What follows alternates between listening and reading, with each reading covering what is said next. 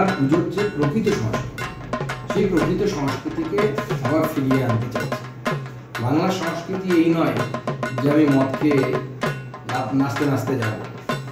বাংলার সংস্কৃতি পুজোতে যেভাবে বাঙালি সংস্কৃতি হাজার বছর ধরে তৈরি হয়েছে, সেই সংস্কৃতিকে যারা সামনে থেকে শোকেস করবে, যারা দেখাবে, যারা সেটাকে উদযাপন করবে, তাদেরকে আমরা আর্থিক পুরস্কার ঘোষণা করেছি। জেলার কেন্দ্র যেহেতু বালুরঘাট, সেহেতু সেখানে 3টে পুজো কমিটিকে আমরা বেছে নেব।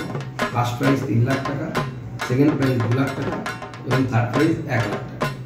এর সাথে সাথে ব্লকে যে সমস্ত পুজোগুলো, এর সাথে আরও 10টি পুজো কমিটিকে আমরা বিশেষ পুরস্কার দেবো যারা ভালো করবে।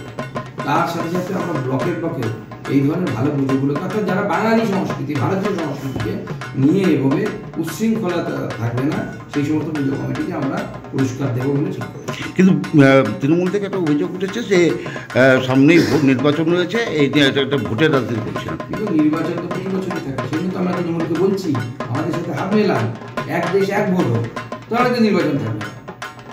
কিন্তু এটা আমরা শুরু করেছি, আমরা আগামী বছরে দেবো, চেষ্টা করবো তারপরের বছরে দেবো। যতদিন আমি সাংসদ আছি, একবার যখন চালু করেছি, আমি চেষ্টা করবো সেটাকে কন্টিনিউ করা। শ্রমিক ভট্টাচার্য রাজ্য বিজেপি সভাপতি হওয়ায় অত্যন্ত ক্ষুব্ধ হয়েছেন মনে হচ্ছে, কারণ সুকান্ত মজুমদারকে সরিয়ে দিয়েছে, তাই জন্য নিজে ভেসে থাকতে আলাদা আলাদা করছেন। আর বিজেপির যে নেতারা পুজোর কথা বলছে, বাংলায় কত পুজো, বাংলায় তো হাজার হাজার পুজো, তার মধ্যে 3 থেকে 4টে আপনারা পাবেন যেগুলোর সঙ্গে বিজেপির কোনো সম্পর্ক আছে। বিজেপি নেতাদের নিজেদের পাড়ায়, নিজেদের ক্লাবে, নিজেদের পুজো কমিটিতে কোনো কালে কোনো ইনভলভমেন্ট নেই। যে 2-1 জনের আছে তারা তো অন্য দল থেকে এসছে।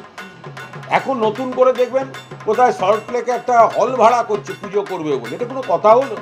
ওই নেতারা কোনো কালে পাড়ায় পুজোয় থাকেন না বলে হল ভাড়া করতে হয়।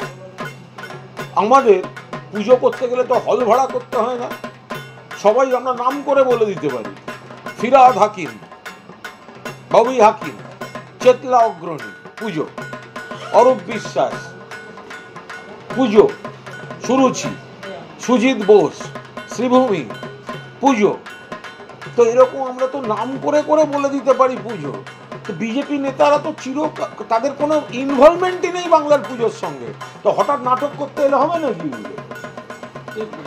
বালুরঘাট কেন্দ্রিক এই পুজোর বিষয়টা উনি রেখে দিচ্ছেন না, উনি একটা করেছেন, মানে যেহেতু এখানে শ্রমিক ভট্টাচার্য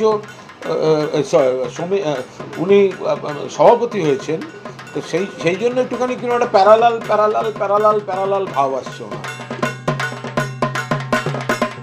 ফলো করুন সংবাদ প্রতিদিন ডিজিটাল।